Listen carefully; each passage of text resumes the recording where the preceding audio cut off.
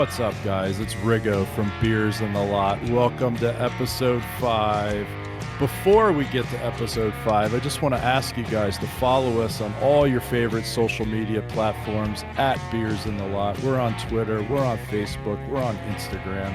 And while you're at it, subscribe and rate and review us on your favorite podcatcher. So in episode 5, we're going to talk about Dallas beating the Vegas Golden Knights. We're going to talk about the Caps hiring Peter Laviolette. We're going to have a little bit of beer league story time. And also, Bettman, Gary Bettman, the commissioner of the NHL, is good at being bad. So here we go. Are we ready for beers? Yeah, let's drink some beers. Ready for Let's drink some beers then. Let's crack them open.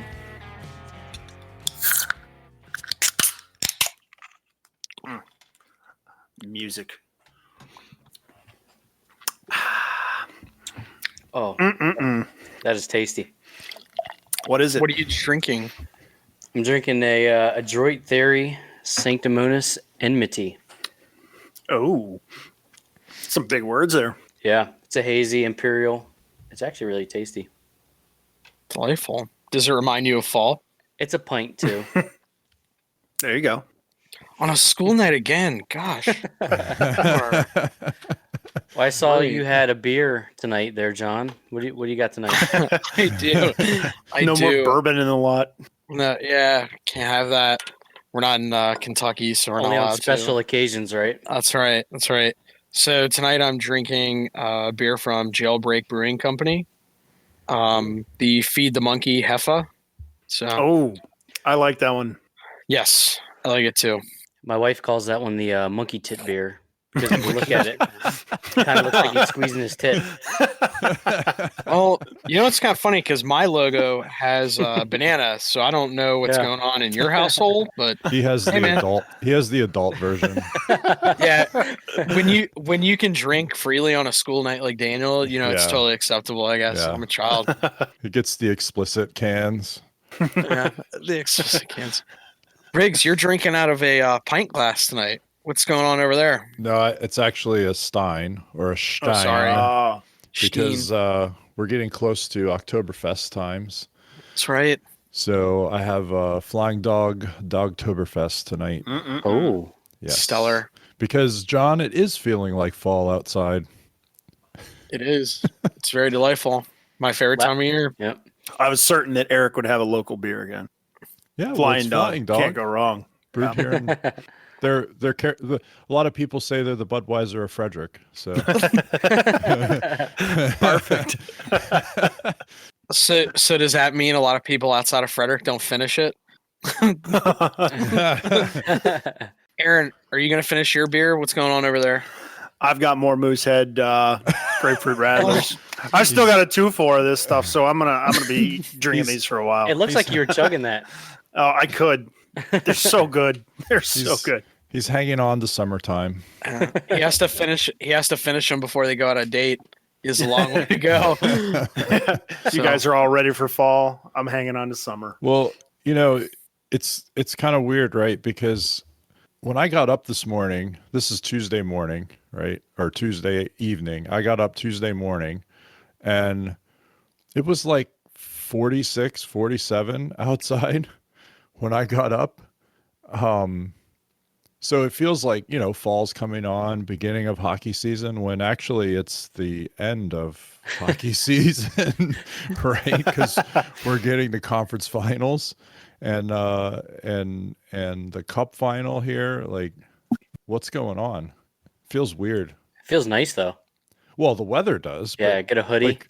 like from a hockey person though, like it feels weird. I Yeah. feel like we should be getting ready for the NHL to start, right? Yeah. When he kind of got spoiled with summer hockey, you know, mixed in with baseball, because Eric and I are big baseball guys, but you know that COVID times kind of impacted a lot of stuff. So baseball's winding down at actually the right time. Everything else is pretty much starting up, you know, college football, NFL, etc. But hockey's winding down. It'll be done in the next, 2-3 weeks, give or take, maybe. Yeah. Cup will be done here. Yeah, 2 weeks. at least by the beginning of October, right? And then nothing. Yeah, for NHL at Nothing. least. For NHL at least, right? Hopefully for only a month. oh yeah, because training camp and all that, and they're saying late December, early January-ish, give or Mm. take. But before that, we got to crown a Stanley Cup champion. And it's going to be either Dallas or we're still waiting for Tampa and Isles to finish. Did you guys see that? One of them. Did you guys see that offside on that Yes. goal? That was a mile. Puck had offsides by like Yeah, the puck was like 4 feet behind the line and he was 3 feet over the line, and the linesman was like, "No, that's good. Yeah, let's go." How did he Keep say that playing. was good? He didn't know where the puck was. the linesmen and There's no referees way. are having bubble fatigue now. I knew you got to think those guys too had a little bit of a jump start, similar to the players, where you kind of ramp up to the playoffs. You know, they kind of have some time to kind of get the rule book in order / how they want to call it. Versus, you know, you want to see typical playoff penalties, if you will. And very early on, there was some plays where you didn't really expect to see a penalty early on, and it was, you know, power play for your team or against. Yeah, it was a lot like regular season, right? The way they were calling it. It almost seemed like October, November officiating, where they kind of didn't let things go that they normally would towards the end of the season during playoff races, and then, you know, when the actual playoffs start. Yeah, and absolutely. that's pretty annoying too. Yeah. In the playoffs, you're like, it's 5 minutes left in the game. Swallow your whistle. Like, let them play. Let them handle their own stuff. I mean, really, if you think about it, it wasn't like the Pens scored on any of the power plays anyway, so it didn't really matter. I mean, it feels at this point, it feels like it's 9 months ago that we were talking about the Pens can't score on a power play against Montreal, but it wasn't that long ago. I think that was throughout the season, though. Yeah, there's some issues there, but they're not playing, so it doesn't matter. So it doesn't matter. It doesn't matter. So Dallas beat Vegas. Aaron, what are your quick thoughts on that? Where did they come from?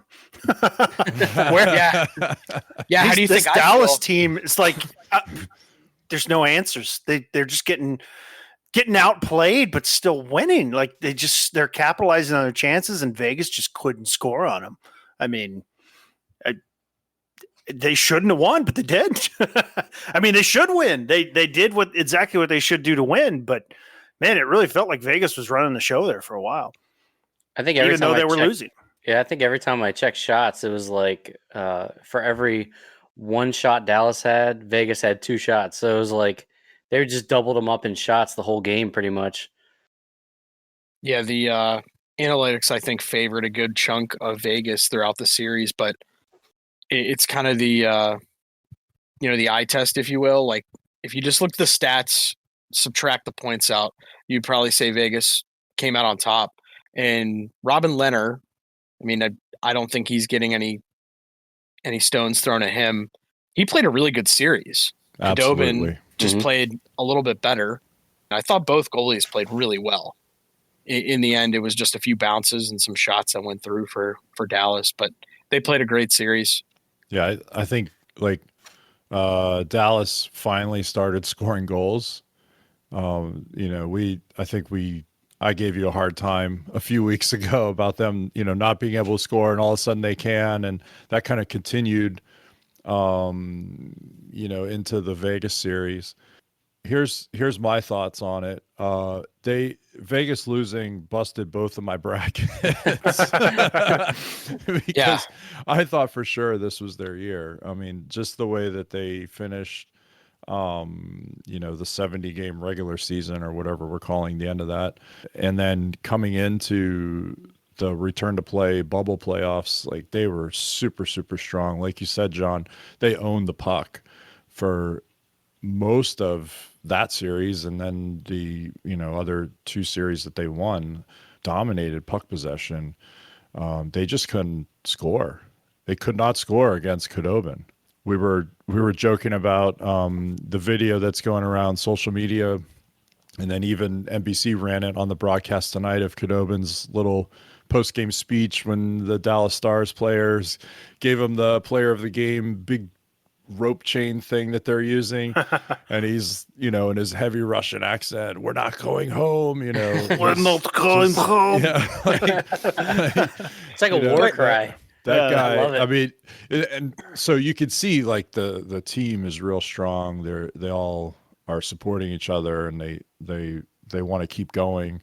And also they recognize that, that guy probably stole some games and maybe stole that series for them. Well, especially too, what we were, kind of joking about on our group thread, and then even just mentioning now with Khudobin saying we're not going home. Like that big rallying cry for Dallas came in Game 6 against the Flames, where they had that crazy outburst. They were down 3-0, scored 5 goals unanswered, won the series, won the game, done, and then they just went on a tear. And it's almost like they kind of just said, "Hey guys, we're not going home.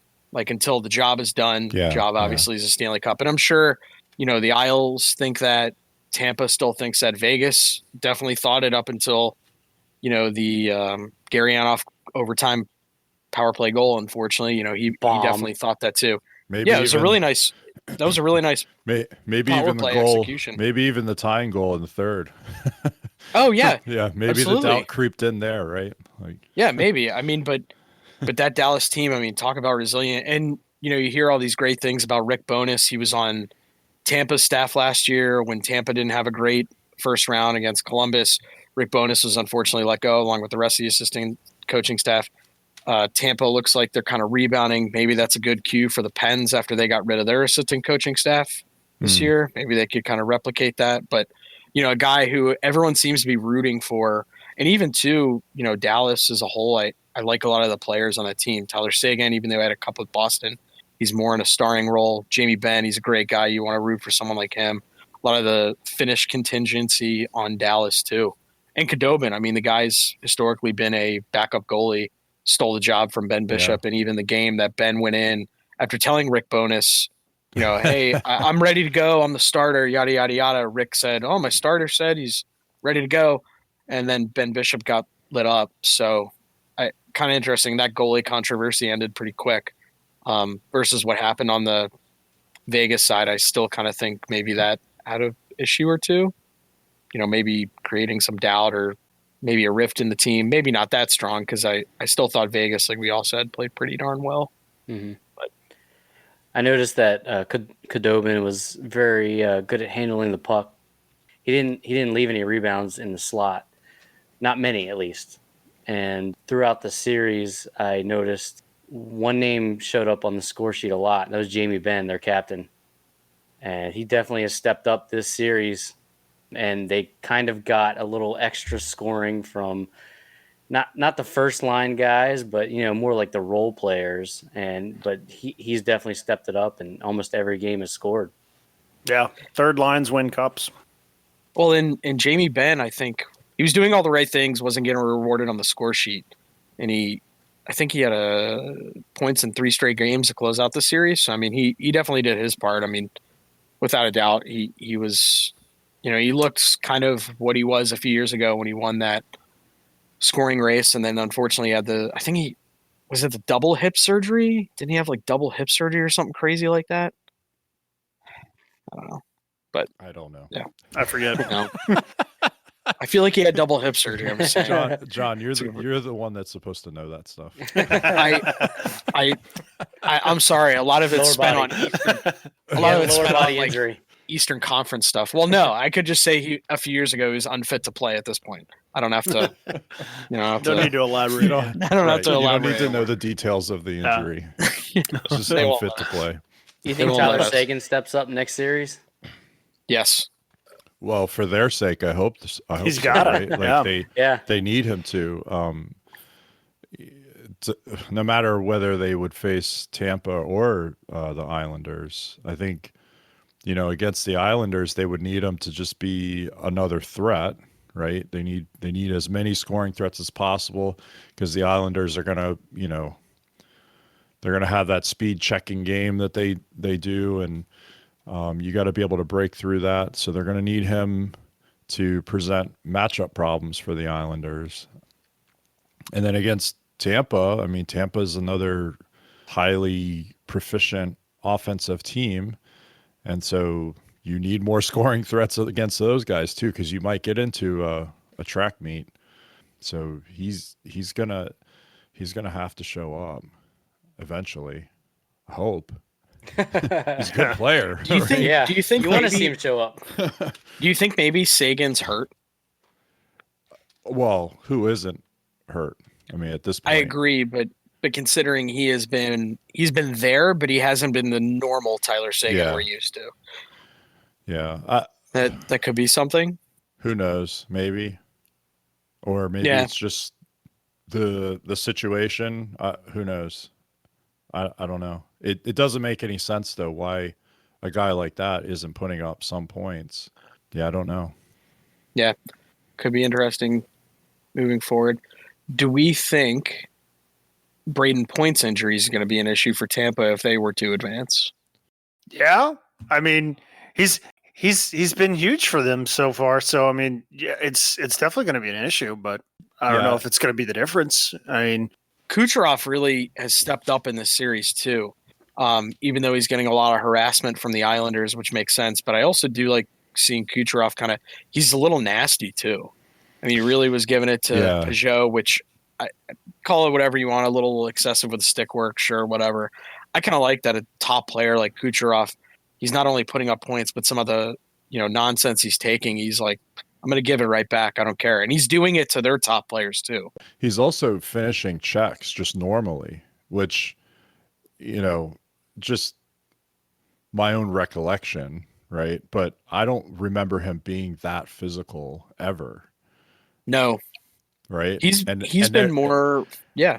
And there was always a knock on him in the playoffs that he wasn't into it, right? That he was there and he'd get his points and stuff and he'd make plays, but he wasn't into the games emotionally.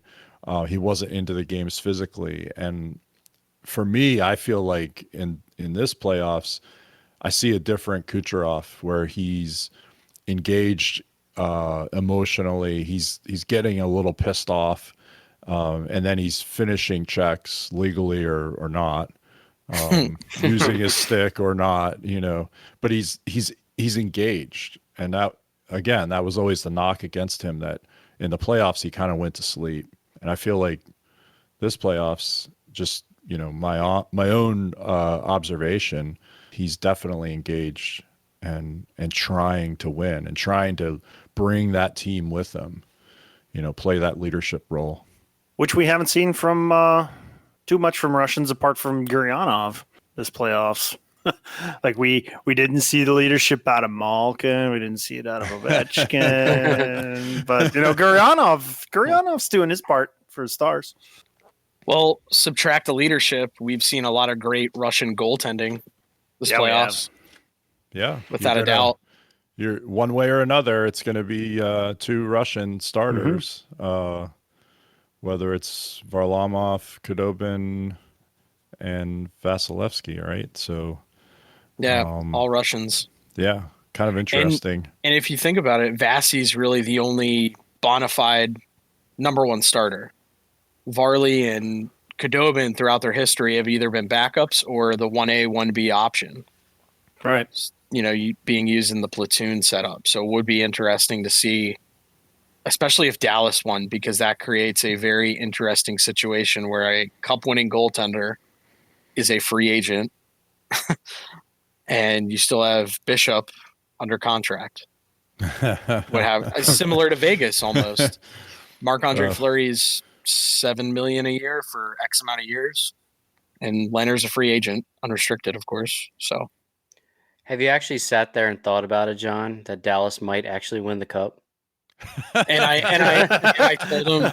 So, especially since I said, "Oh, they can't score; it's horrible." How do you feel about the new head coach of your Washington Capitals, Eric? Every week we have to talk about the freaking Caps head coach situation. Okay. Well, now we don't have to at this point. I believe last time we Until- talked about it, Rigo said "boo" to Laviolette. Yeah, I did. Because I was convinced that Gallant was the right guy, and that's the decision that they were going to make, and that's the direction they were going to go. But apparently, that's not the case. Wrong. Apparently, Gerard Gallant he has not been successful in the 3 years that he was leading Vegas. They've been to 2 conference finals, a cup final, and they've been to playoffs all 3 seasons that they were around. He got fired partway through last season because of whatever reason. I guess, McCrimmon and McPhee and him had a falling out, and ownership, I don't think, thought too highly of him either. At least that's the rumor I saw today. But whatever, he's out. Laviolette's in. Thank God Mike Babcock is out. He will not be the coach in Washington. And two, you saw what I sent you? Like if Babcock was going, keyword going, this is hypothetical. If he was going to be the new Caps head coach, he's owed in the next 3.5 years from the Toronto Maple Leafs about $17 million. Yeah. Now, the Toronto Maple Leafs, because of coaching wise, it's different than picking up players on buyouts and whatever. Toronto pays still part of that salary. The Caps pick up another half. And from what I saw from Elliot Friedman, Toronto, I guess because of their financial situation, they're in much better shape than a lot of the other teams. They weren't going to make the Caps eat a good chunk of that. Toronto would still pay probably a decent portion of that $17 million, but then they gave Laviolette almost the same amount of money, which is just shocking. Forget Babcock. He's out of the picture. Who cares? When Barry Trotz's contract was up, okay, they didn't want to pay him for whatever reason. So he goes to the Islanders, and then they sweep him in these playoffs, right? They dominate them for whatever reasons, right? Players weren't into the games, they were on vacation in the bubble, or maybe the Islanders are actually good. Okay. They didn't want to pay Trotz. So now they're going to pay Laviolette, what is it, $15 million over the 4 years. Yep. And they have to eat the last year of his contract from Nashville, which was like $2.5 million. So they're going to end up paying him way more than what they were going to have to pay Trotz if they had signed him to another like 3 years, 4 years, whatever it was going to be. I don't even remember what the terms were supposed to be with the possible extension and all that stuff. They're going to end up paying him way more. They could have kept Barry Trotz, who, now everybody, hindsight 2020, can say, he was the one that was really driving the ship, and he was the catalyst to changing things around there, making them not just a team but a family, and then solidifying that and taking them to the Stanley Cup. They let him go for nothing. They've been wallowing for 2 years under Todd Reardon, who's, for all intents and purposes, he's probably a nice guy, but, team didn't play for him. So, yeah, and especially, I guess at the NHL head coaching level, you see guys that are either head coaches or assistant coaches, and they either stick in that role or switch back to that role, or they don't find themselves employed at the NHL level very long. Maybe they're AHL or NCAA or Canadian Major Junior coaches, but Todd Reardon, because he had a stint in Columbus years ago as a Penguins assistant coach, along with a Wilkes-Barre Scranton Penguins coach. Then he went to the Caps, then he was a Caps head coach. So after 2 stints as a head coach, Todd Reardon, like you said, sure, he's probably a pretty good guy, but maybe the assistant is the best role for him. Yeah, it could be. I know, like in Pittsburgh, the reputation, coming from Pittsburgh, coming down to Washington, was that he really helped out with developing defensemen and maturing defensemen, right? And that's good. And they, the Caps needed that, like a player like Dmitry Orlov, who when Reardon came was still a young developing defenseman, kind of finding his role and his way. Orlov has become a top pair defenseman in the NHL, and that's amazing, right? And as an assistant, Reardon did that. I'll give him full credit for that. But as a head coach, he clearly didn't, he didn't have the team. So he's gone. Barry Trotz has been gone. Thank God Mike Babcock is not in the picture. So Laviolette is here, right? Okay. And we've been kind of going around and around in group text today all day about Laviolette since the news broke this morning, right? And so I've spent in between marathon meetings today for work because this is not our job. No, it's not. I wish it was, but this is not our job. I was just kind of poking around and looking for different things on Laviolette. And, everybody kind of understands his history, right? He's taken 3 teams to Cup finals. He won with Carolina, right? So he's Hurricanes coach and they win the Cup, and that's great in 2006. That's 14 years ago. His reputation is for, structure and defense first, and defense will lead to offense and that kind of thing. Okay, great. The Caps have some defensive liabilities. They allow a lot of high danger chances. The reasons, like, you could say what you want about like Mitch Korn, goalie coach, leaving Braden Holtby, and that's like where his decline starts. Okay, I can sort of understand that, but also part of the problem is when Barry Trotz and Mitch Korn and Lane Lambert left and went to the Islanders, all of a sudden the Caps started allowing way too many high danger chances. And I don't care who your goalie is, like, they're going to allow some goals at that point. So yeah, Laviolette, defense first, structure, discipline, play on the ice. Okay, cool. I understand that. Here's where it falls apart for me. If that's your argument, and you look at, say, so he only got through half of this year before he got fired from Nashville, right?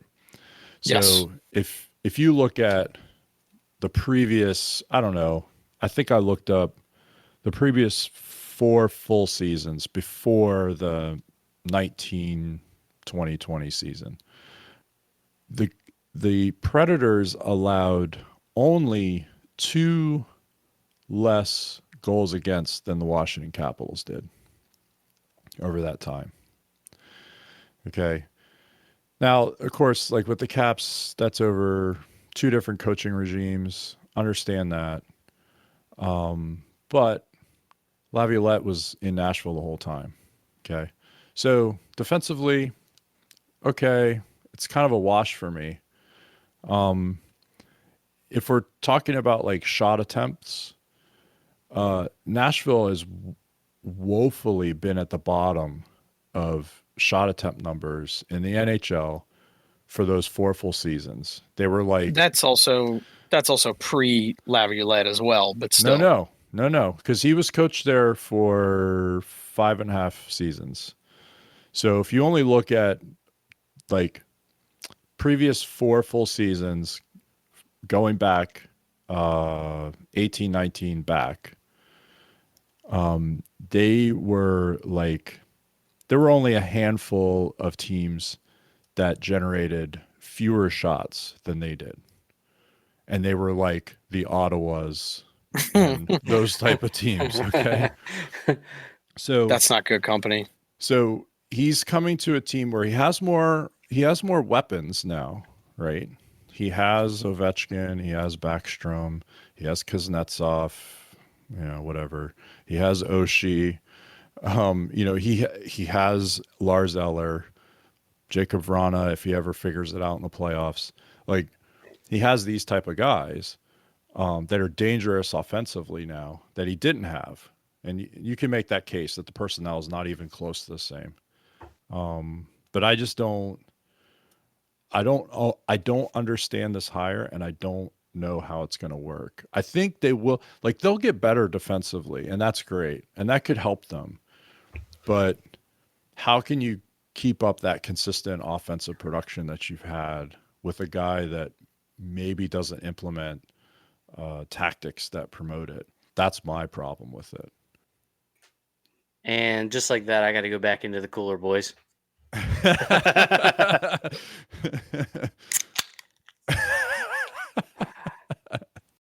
We should talk about beating cheeks in our other league, Aaron. Yeah, Aaron, like we were talking about late last week about chirping each other and stuff, and then that's the way it is, right? Like to each other's faces, like we're basically assholes on the ice and stuff, but then like away from each other, everybody's like, "Oh yeah, he's a good guy." Oh yeah, he's my best friend. Talk shit to your face and give you props behind your back. Exactly. Yeah, I think that we could start a little segment like that. Like, this is the way hockey is. This is a thing in hockey. Or even like like you had a specific story, and not, like if you just tell the story, I think that would lead to. I mean, we could tell that story from the olden days. It's story time, children. Gather around. All right, it's story time. All right, so back in the day, used to be gather around. Let's see. So actually, 75% of this podcast has worked for the rink that we play at. That's true. So, me and Daniel and John have all worked for the rink we play at in various capacities. John, probably you did like everything there too. We all did kind of everything, but one of the benefits was that we just get to go out on the dead ice whenever we felt like, pretty much in the middle of the day. So we'd go out with a couple of our friends, our supervisor friends or whatnot, other folks we worked at the rink with, and get some friendly games going of like posts and stuff. And I remember this one time we were playing posts. It was me and Daniel and this other supervisor, and the other guy was wanting to put some money down, so he bet like $20 that he could hit all three bars in one-on-one. It's not really, it's three or four guys, every man for himself. He bet he could hit 3 posts before Daniel could, and Daniel just smoked him. He was still on post number 1. Daniel smoked him. It was all 3 posts. So he said, all right, double or nothing. And then same thing. Daniel puts all 3 posts up before he even gets one. So he's storming off the ice, and he just slams his stick over the boards. And like, man, this was an expensive trip out for him. He still owes me $40. I bet he does. Still owes me $40. He broke a stick, and he owes you $40. Yep. And with the debt. At that point, I was only playing posts. I never played against goalies. So were you? Because the one game. Oh my god. This was like 2001, 2002, something like that. Like right before we met, then had to be. Yeah, pretty much. Yeah. Early days. Yeah. So now I know the one game we played was post, bar. So all 3 red posts, and then the bottom post, which was actually, for some odd reason, for everyone listening at home, that's just the white pad at the bottom of the net. Why would you want to hit that? You would be shocked how many people don't hit it. And then the middle bar. I'm 100% serious. Danny can back me up on that. A lot of people would it hit the actual net instead of the pad, and they waste a perfectly good shot just hitting that back pad there. That reminds me of the one goal that Daniel scored. It was a playoff goal. You're going to have to help me out on it because I wasn't on the ice. I just was watching it, but it was like late in the game. I think it might even be a go-ahead game. I don't even know. But Daniel just threw the puck from the top of the key, like dead center of the ice at the blue line, and didn't even touch the back of the net. It just crossed the goal line so slow that it stopped before it even hit the back of the net at all. We play with some interesting goalies. If that doesn't describe our beer league, I don't know what does. Oh my gosh, yeah. Yeah, our goalie's problems aren't playing the puck outside of the trapezoid. That's for certain. Yeah. I'll just say that. It's definitely not that. Oh my. I'm saying if Tampa does not score here, the Islanders are going to win the fucking series. You're telling me you got a 4-minute fucking power play? Nah, don't give me that. Don't give me that. Don't give me that. Well, I've only got 30 seconds left in the period here before OT. No matter who wins, Tampa or New York, this is why you root for them. The Dallas Stars have Corey Perry. And Corey Perry, he is a terrible person. So you're saying because he's a grade A scumbag. Yes, he is an absolute scumbag. And Yep. he does not deserve another chance here. Like, Well, he already has a cup, so I mean, for him, not exactly. I Man. didn't want to say he was a cup winner because I don't respect him. do you remember that? If you remember that, so that was the 2000. So it was a 2006 Cup final, Ottawa. It was Ottawa and Anaheim, and it was Kunitz down the middle, and then it was Getzlaf and Perry. Yeah. When Getzlaf had hair, Sick. Yeah. that's when it was. That was the Yeah. Jiggy in that, wasn't it? Yep. Yeah, and they had Sammy Paulson, and on JS. defense they had Niedermeyer and Pronger and Brad May, I believe. It was a good team. That was Good Mikey's team. team. That was such a good team. Good team. They had a really That's good team. That's an annihilate everybody team. Yeah, That also, team just went was- through the playoffs, destroyed everyone. and then you had Ottawa, Daniel Alfredson shooting the puck at people. Actually, you know what? That's actually one player. I'm glad he didn't win a cup. Daniel I- Alfredson? Really? Are you kidding me? Oh, I've got no beef with them. I have no problem. I have a fat head of him up here. Right over here. I've got one. You should rip it down. You should rip it down. You should rip it down. Gosh. Actually, everyone else on that Ottawa Senators team. So you had Heater, you had Spezza. Heater Chara was is still there? a scumbag. Yeah. Yes. I'm not Yeah. saying You're Hey, saying that hey, Danny hey, Heatley hey. I'm not saying he's a good guy. I'm just saying was a less of a scumbag I did not. than Daniel out. Alfredson. I And did Daniel not. Alfredson wasn't even a scumbag. He was a nice lady. Heater was acquitted. Like OJ. Oh my God. That's why Daniel Heatley wore that Lamborghini visor the rest of his life. Heater actually did time, didn't he? Oh no, Did he do God. time? No. no. No. Should No have. time. He didn't play the one season after, I think, but he didn't do any time. Oh, You wow. think? That's sad. You think? And that Atlanta team was Come they were on, horrible man. anyway. They were not good. Was that ever going to work? Come on. They tried it in the 70s and it didn't work. Right, So like, hockey barely works in Florida right now. It's Yeah. going to work in I'm still Atlanta, still That's just because shocked. of the tax shelter. Yeah, Oh. right. Exactly. I'm still floored. Arizona is still in Arizona. It upsets me to this day. Yeah. Like I don't just- get it. I I don't hate I don't understand how do they have a market to support that team? Like how does that work?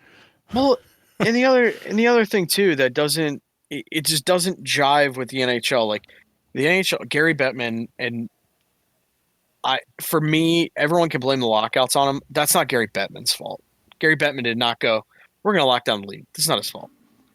No, it's The between ownership and the players. Exactly. Yeah, Gary he's- Bettman just gets he's- booed for no fucking reason. The commissioner. Gary Bettman does a fantastic job at what he does. We've talked about this before. Gary Bettman's job is to get booed. He is the bad guy in the league. Yeah. That is his job, and That's he's what I'm saying. Awesome at it. It's totally He's getting paid totally- very it's- well for It's it. totally- way Yeah. better for people to boo Bettman than it is to boo the players or to hate Think their about- team ownership and all that. Like, Think about what's he his does his job job. well. What's his job? His job is to facilitate, right? It's to get the owners and the board of governors together with big corporations to get these deals done, and Right. to get the union together with the owners and get things worked out and get things moving again. And under his reign as commissioner, since he's such a bad, evil guy, like the league has only grown in revenue every year, right? To this massive corporation now. Like, you can't say he's bad at his job. And- is he and a my- weenie? no. Is he a weenie? Yeah. Like when Probably. he talks, you're like, this guy runs the NHL? Really? But I mean, you can't take it away from him. Like he's done his job. And think about what Gary Bettman had to deal with after that lockout in 2005. Do you remember who broadcasted the NHL that year? Do you guys remember? Versus? No, it was before Versus. It was Outdoor Life Outdoor Network. Life Network. Oh, yeah. that's it was Yeah. OLN. Yeah. It was Yeah. OLN. Yeah. ESPN dropped them because they had a World Cup of hockey. Le Cavalier scored the game-winning goal, and then they literally on the announcer were like, "And Canada wins the World Cup of hockey. Oh, and tomorrow starts the NHL lockout." And Yeah. they literally that was the last thing ESPN did. Bye. Bye. Okay, bye. They did that, and that was it. And then it was you on Thursday night. You would watch like your hunting and fishing shows up until 7, and then they would show the hockey games. The You got hot that that one guy in the fishing show where he like Bill falls Dance. out of the boat. Yeah, Bill Bill Dance or whatever. With the Pello Tennessee hat, he has big Yeah. trucker hat. Big Tennessee think Vols about hat. it. Yeah. Think about it. They go in the lockout, they come out, and I don't know how much he had to do with it as an individual, but Gary Bettman is around and he's in charge, and they make some decisions about how they're going to change the game and how it's going to be played and how it's going to be presented on TV. And they made it into a very successful product for the market that they, look at as a customer. And the league has grown in revenue every year since. You cannot take that away from him. He has made the owners money. He's made the players money every year since. So, boo him because it's funny and it's fun. When he comes out to award the cup, Right. and he's, 5 foot whatever next to a 6 foot Easy. player on skates. On skates. And the cup's Easy there. next to him on the table, and like, I'm not talking about you. And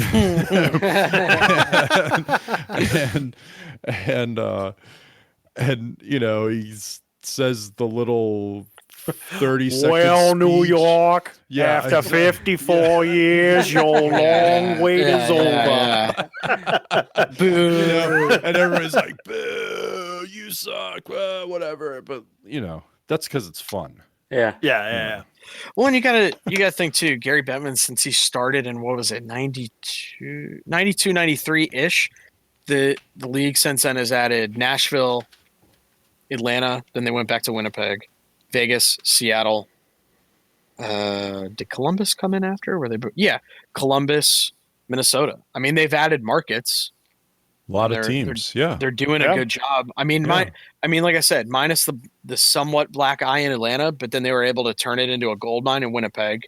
Yeah. And my only issue with Gary Bettman, unfortunately, is he kept that team in Arizona afloat when I'm sure they could have moved it to, we could have technically had a Seattle franchise before. We could have. Or Quebec. Yeah. Well, I mean, any city in Canada would do better than any city in the USA. That's Probably. correct. That's correct. Yeah, good majority. They could put an NHL team in Halifax, Nova Scotia, which is like not a city. I say yeah, like I know like the population of Halifax. Like, they could put one in. None of I it. don't know. Like they could. They did an expansion team into Halifax. That'd be the day that Sid comes into He the would come office home. and says, He would come "Trade home. me right now." Him and Him McKinnon. and McKinnon. Him yeah. and Nate Oh, McKinnon. God. Yeah. Oh, can you imagine? Oh, Oh, my. sick. Yeah. Crosby like, expose me. Trade me Trade right me. fucking Trade now. me right fucking now. And hang up. All right, guys, that's our show for tonight. Make sure to subscribe to us, Beers in the Lot, on all our socials. And hopefully next week we don't have to talk about the Caps and the new head coach. We'll see you next week. Have fun cutting this, Aaron.